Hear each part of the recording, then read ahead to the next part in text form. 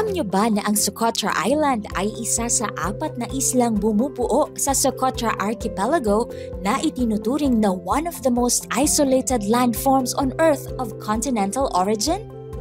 Ibig sabihin, isa itong non-volcanic at dating bahagi ng isang ancient southern supercontinent na kung tawagin ay Gondwana. Ang Socotra Island ay nasa sakop ng bansang Yemen at may sukat na 132 kilometers long, 49 kilometers wide at may total area na 3,796 square kilometers. Ito ay nahahati sa 3 pangunahing zona, ang Coastal Plains, ang Limestone Plateau, at ang Hajer Mountains. Ang isla ay napakahalaga sa ating mundo para sa biodiversity conservation dahil sa natatanging taglay nitong yaman ng flora at fauna. Nagsisilbi itong tahanan ng 825 plant species kung saan 308 o 37% ang endemic o dito lamang makikita.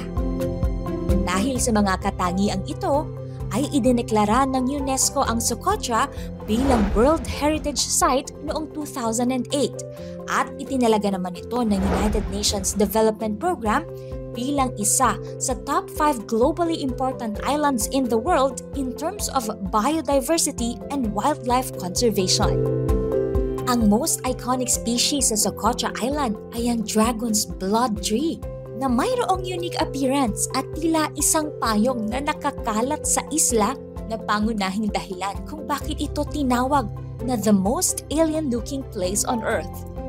Ang pangalan nito ay hango sa kulay dugong resin o sap na napoproduce ng puno na ginagamit na gamot sa iba't ibang uri ng sakit gaya ng ulcer, diarrhea, infection, pagpapahilom ng sugat at pag-improve ng dental health. Ito ay tumataas ng hanggang 30 talampakan at nabubuhay ng 1,000 taon.